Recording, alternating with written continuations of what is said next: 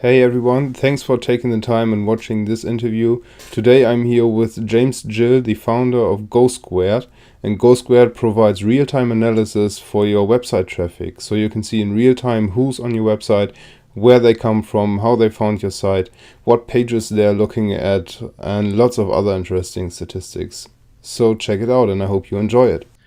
Yeah, so basically, I'm one of the co-founders of Go Squared, and Go Squared is basically a real-time analytics service. And the key thing we're really focusing on is making it incredibly easy and fast to take action on the data. So there's services that are really big and really complicated, like Google Analytics, and other very expensive services out there which you need to read an extensive 100-page manual or take training courses to learn how to use. Yeah. And so Go Squared is designed to get up and running literally in a few minutes and to start giving you information immediately that can help you take action and improve your site. Ah, nice. So the focus is on easy to understand data and not as complicated as Google Analytics can be.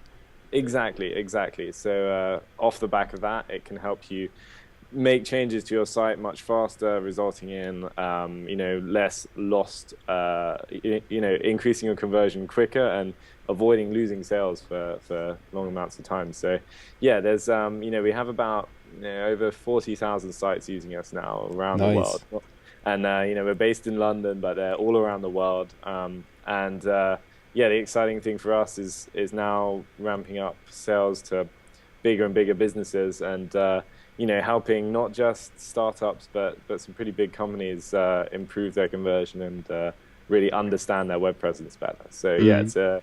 it's really exciting times. Yeah. Yeah, I introduced Go Squared to migrateonlinebusiness.com as well, I think 2 weeks ago. And I, Oh, I cool. really love that service. It's so great. The interface, I love the interface because Awesome. it's so easy to understand and it looks just clean and nice. And regardless whether you're on desktop or mobile or something like that, you could Yeah. just analyze your data wherever you are. You don't need a specific app for that. Just open the website and see the stats. Sure. I Yeah, really that's love awesome that. to hear. Awesome to hear. Yeah, cool. Okay, so when it comes to SEO these days, Mm, assuming we're starting a blog right now, we're not having a following on social media or something like that. We just sure. barely know how to start a blog. How can we attract traffic to our websites? Yeah, sure. It's a great question. I wish I had all the answers, but That would be um, too easy. yeah, yeah. I mean, I guess I could talk a bit about how we grew the Go Squared blog because Yeah. that's one of the key drivers of traffic to Go Squared and the key drivers of signups to the Go Squared platform. We started off literally blogging about like what we were doing. So we were building Go Squared and we were blogging about what we were doing. How we were learning new programming languages, how we were learning making decisions around the product. Um, I think one of the best things we did was we started giving away content. So we started giving away. So I would be designing aspects of the interface, and I would be designing icons for Go Squared, and we'd package them all up in one zip file and literally do a blog post about it with a little preview, and then give them away as a free download. Nice. And so that was a massive thing driving people to Go Squared in the early days because there's a lot of people who kind of have that tactic these days now, but definitely back then it was is incredibly helpful for us getting people to link to us. We'd have Mm. so many people like, big sites like I don't know, Smashing Mag, for instance, who have a massive following in the Wow. design Yeah. community, and tons of other guys. And they would all be linking back to us because they would do these posts of like top 10 vector icon sets and top 10 buttons and top 10 cheat sheets and like we would so most of the things we were working on we'd find a way of packaging them up as not just a post but as a piece of content that people could download. And Mm. I think that the concept of having something where you actually click a button and download it rather than just reading the post, it almost feels like it's more of a gift, more of a present. And so I think people really warm to that, and they feel like they're getting something from us more so than just the blog post itself. Um, and more recently, we've kind of transitioned that into more of a lead generation tool. So it used to be a great way just to get people linking to us and getting inbound traffic. But now when you download things, we it's actually still optional, but we ask for an email address and Mm. a bit of extra information, and that becomes a really healthy thing for us to generate leads that can eventually, that we can continue to market to and eventually convert them into customers. Yeah. So yeah, that's been quite an influential part. Yeah, that's a strategy I'm using myself as well. Mm. I created a small ebook that's Oh, called cool, the cool, Blogging Kickstarter. nice. It's basically just a resource set of 5 resources. Most of them are free that Yeah, entrepreneurs can use to start building their blogs, and that's sweet. really been a huge lead magnet for me. Yeah, I'll have to go and download that after this call. I'll send it to you. Yeah, yeah, awesome. Cool. So, how important is social media these days? Yeah, I mean, to us at Go Squared, social media, especially Twitter, is um, I would say we've really a large reason why we've grown this company is through Twitter. Mm. So we use Twitter extensively, both for acquiring users, but also for retention and making sure customers are happy. I mean, everyone focuses around customer success, and I think we really try and use Twitter to help our customers get the most out of Go Squared. So if anyone's mentioning Go Squared or real time analytics or terms about metrics, we try and reach out to them and see if we can be of any help at all. And so people that are using Go Squared can literally, they don't even have to tweet at Go Squared. They can just mention us in any kind of form, and we'll try and help them out with whatever query they're doing. So it's very important on that one side for retention and making customers happy, but also for acquiring customers.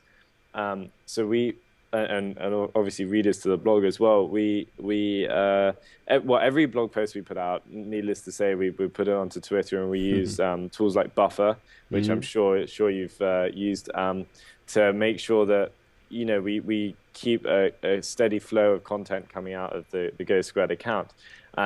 One thing we've found is that often our blog posts that we write can be relevant many days or weeks into the future. So we often repost content at a later date, but we tweak and change the tweet text. So Yeah. it could be much more relevant. When talking about a story that's hot in the news today, and it could be the same core blog post though that was out last week. So that's an incredibly valuable part. And yeah, also making an effort to find the key people in your industry to follow and to engage with.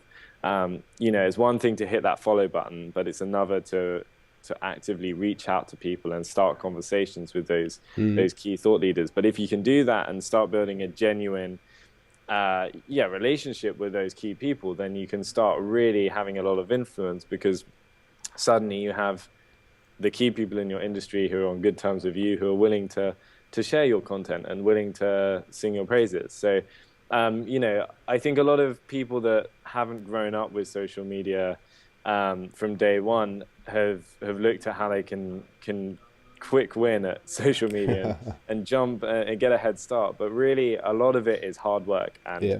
and spending the time to find the people who you need to reach out to, and actually spending the time to engage with them as people, not as just this entity that you want to do something.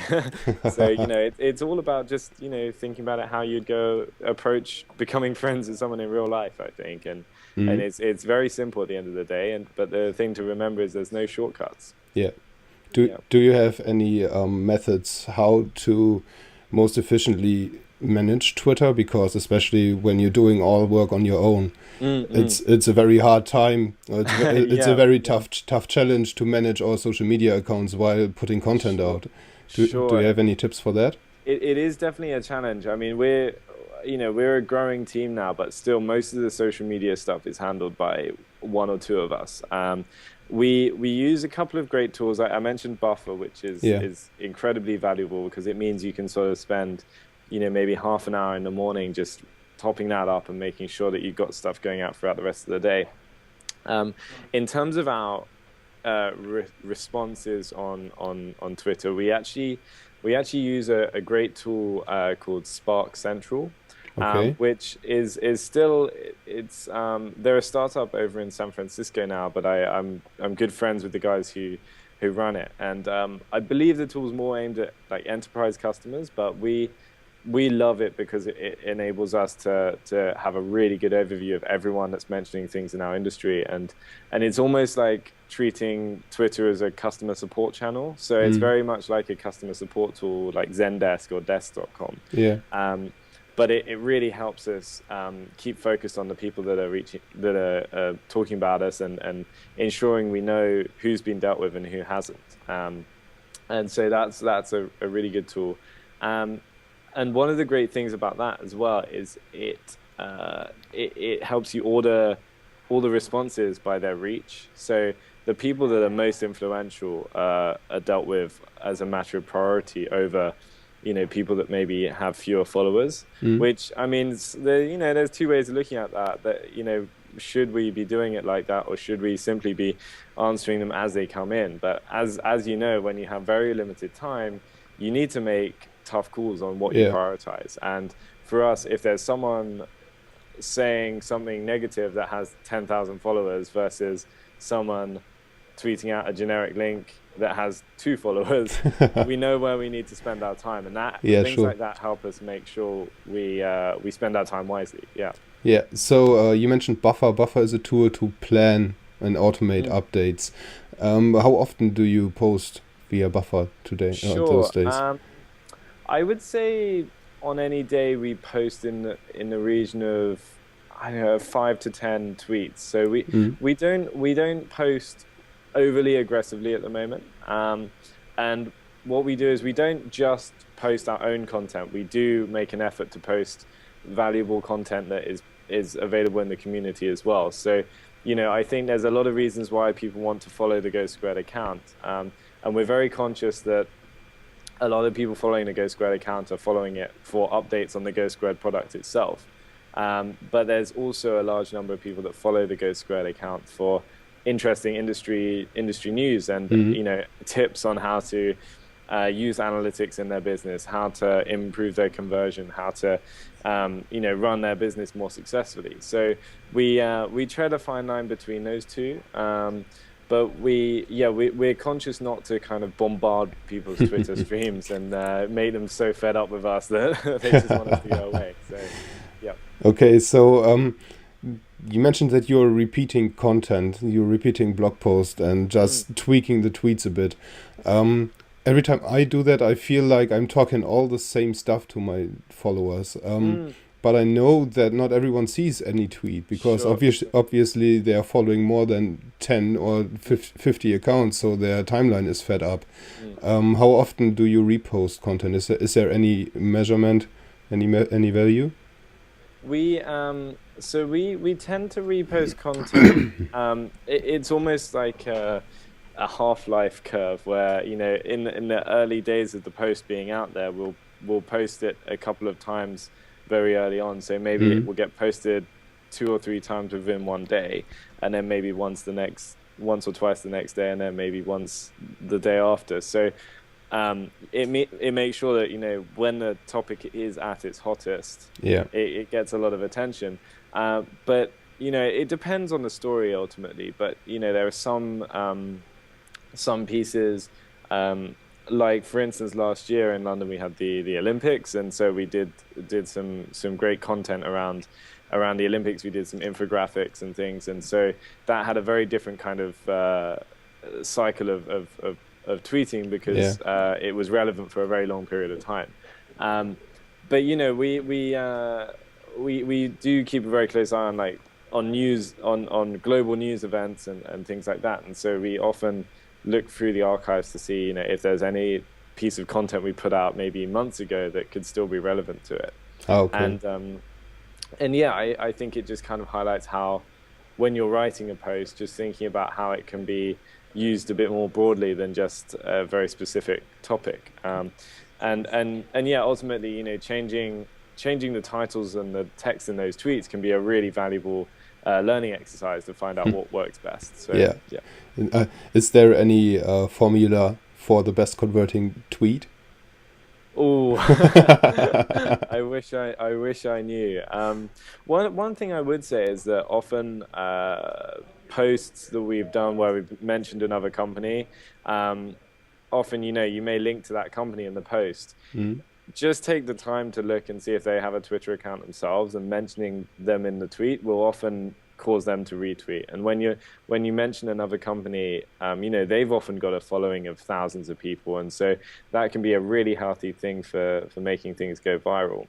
Um, I would say probably the most recent thing that went really viral for us was we covered.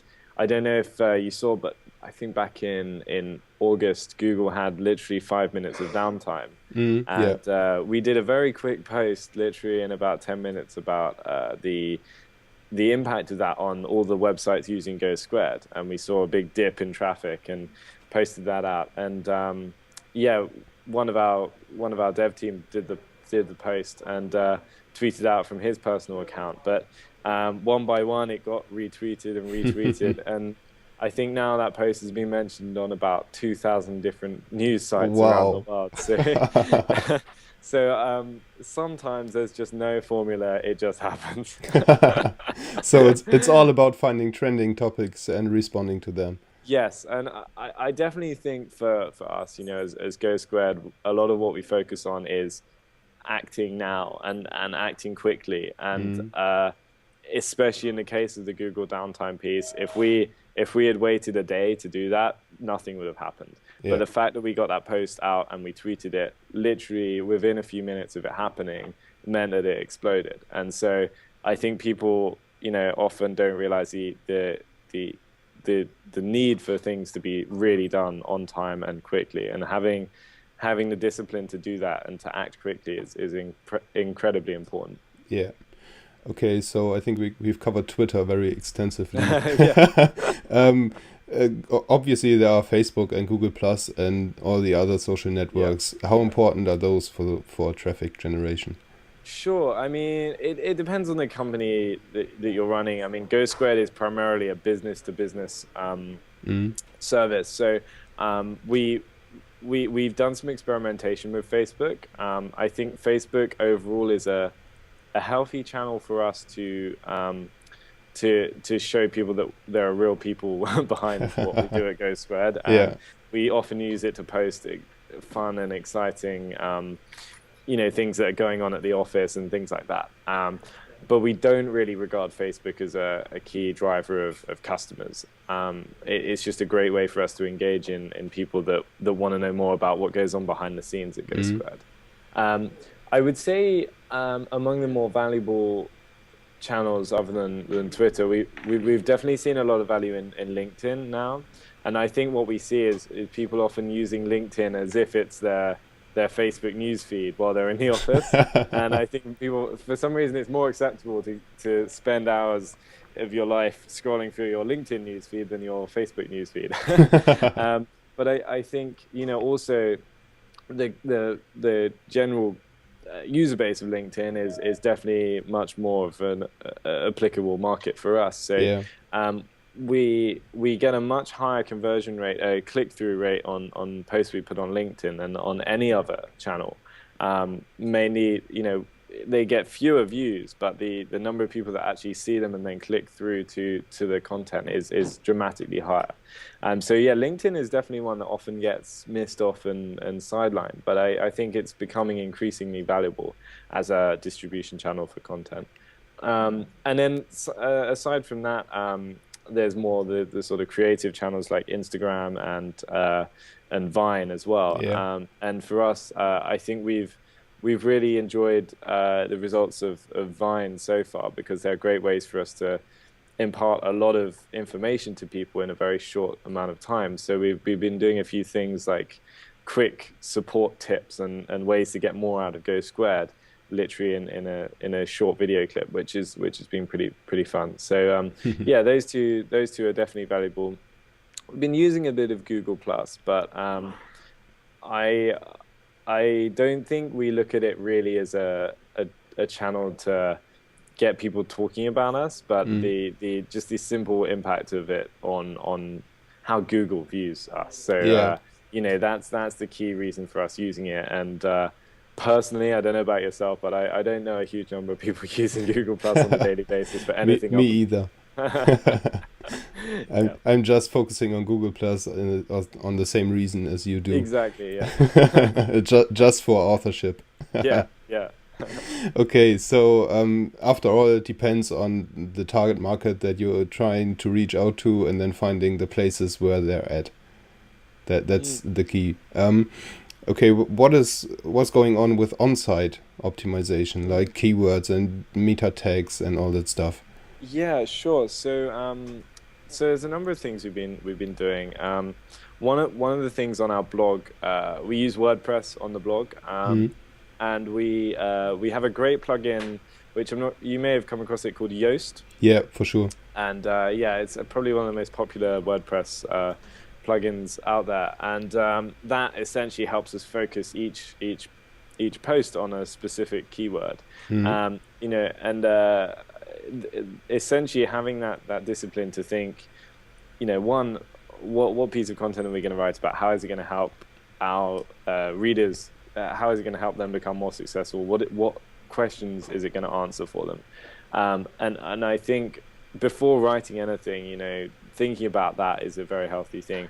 Yoast helps us define that further and think, okay, what are people going to be searching for to get to this piece of content? Yeah. And then by ensuring that from the offset, making sure you're writing the post to ensure it's gonna have those terms in there, really helps us make sure that the content is designed for a specific reason and is designed to be helpful first and foremost, but also really helps it get found on Google and other sites. So that's definitely a very important part. So that comes into having a great URL, a great title, Yeah. and great content ultimately.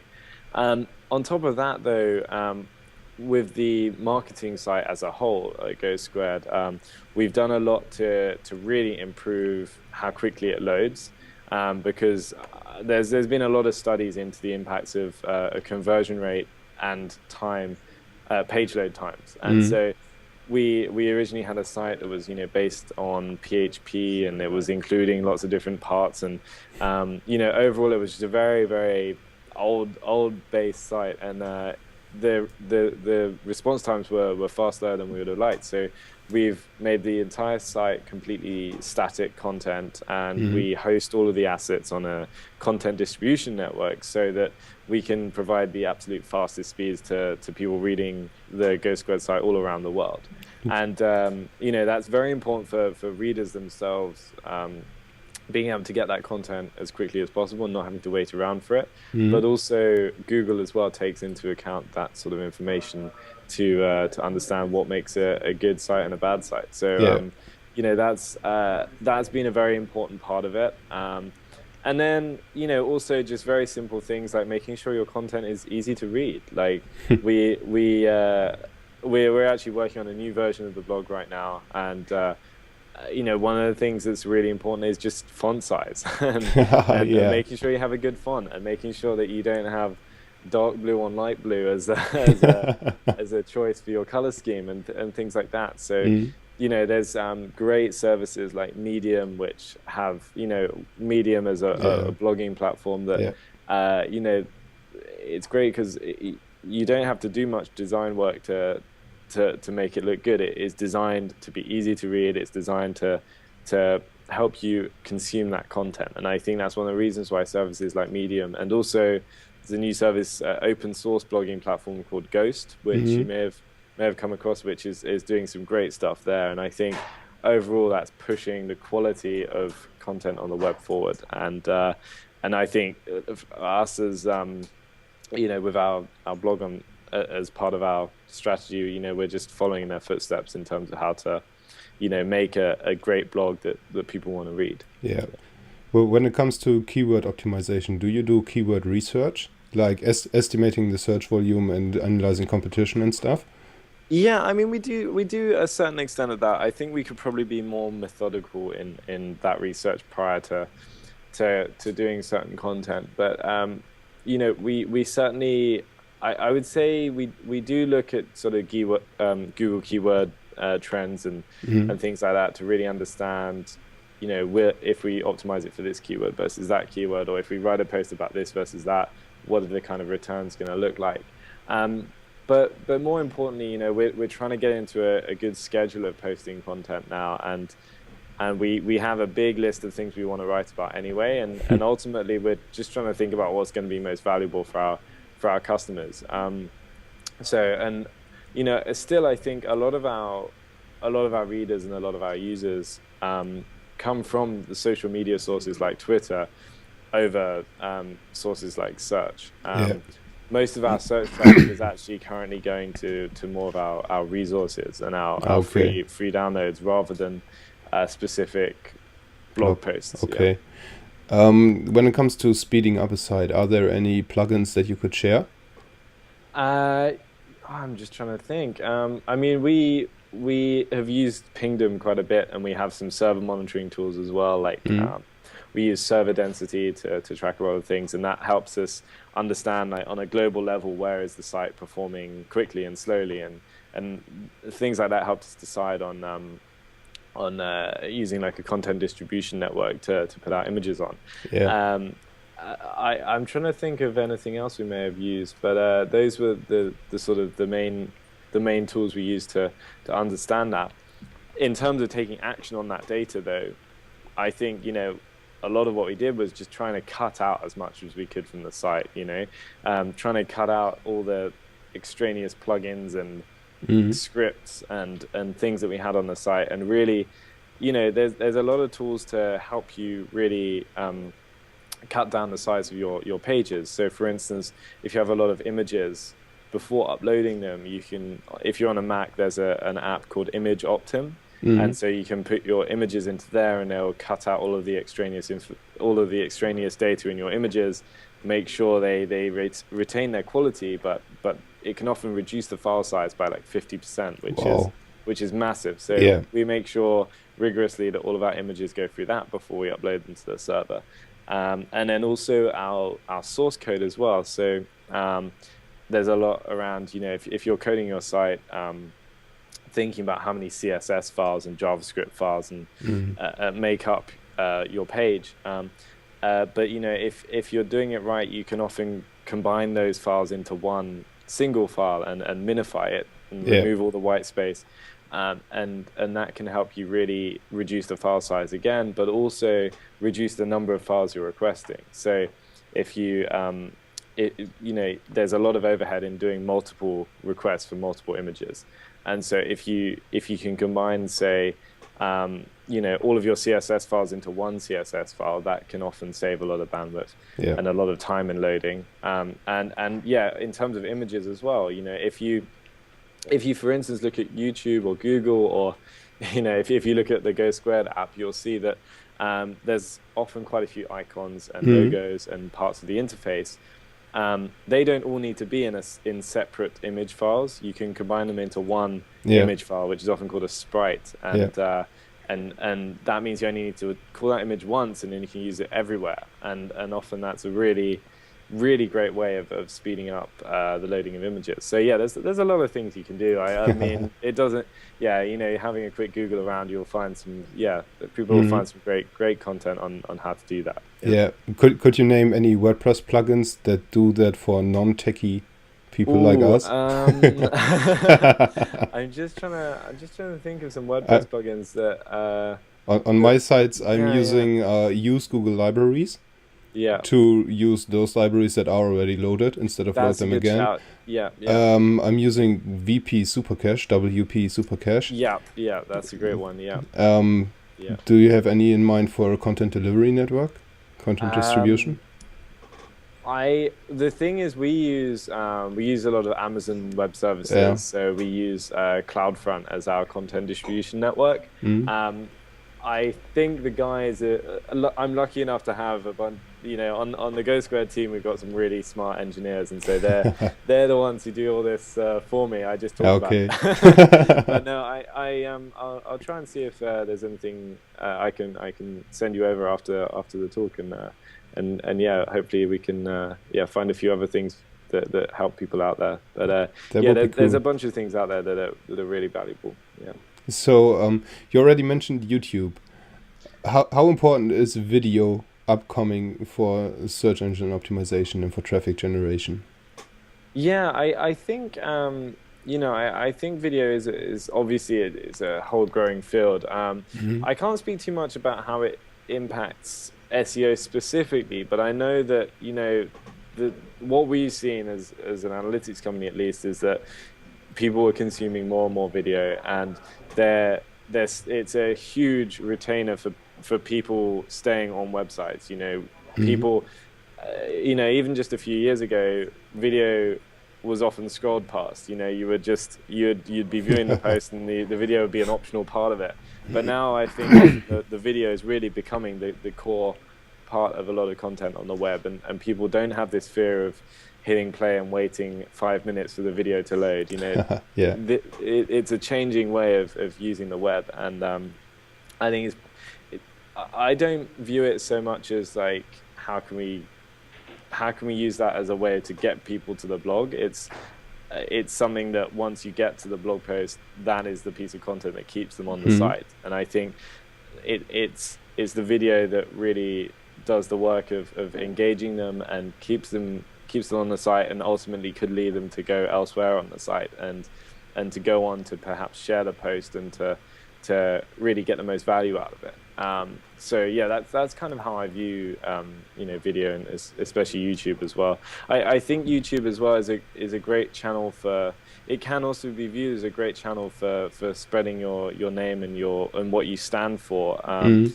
By producing great quality video, YouTube makes it so easy for people to embed that video on their own sites, and so it's a great way for almost giving a piece of your brand to other people to literally put into their site. So Yeah. it's a very powerful channel, and the challenge though, as always, is producing great quality content. And if anything, video is the most time consuming to do a good job with. So we would love it if we had a whole team of videographers to put together the stuff we want. Yeah.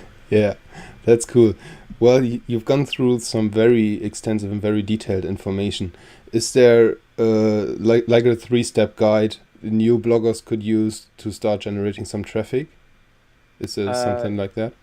yeah. I mean, yeah. I think definitely. I mean, from a startup perspective, at least, I would say if you don't have a blog already, get one started right now, and start talking about what you're working on, because that is going to be valuable for yourself to review what you're already doing, but Mm. also to share it with the community, because no matter where you're at in your journey of building a startup, you're always going to have valuable insights for the people that are around you that might be even earlier on in the journey than you. um, I would say once you got your blog started, make sure you've got as many of the social channels covered as possible.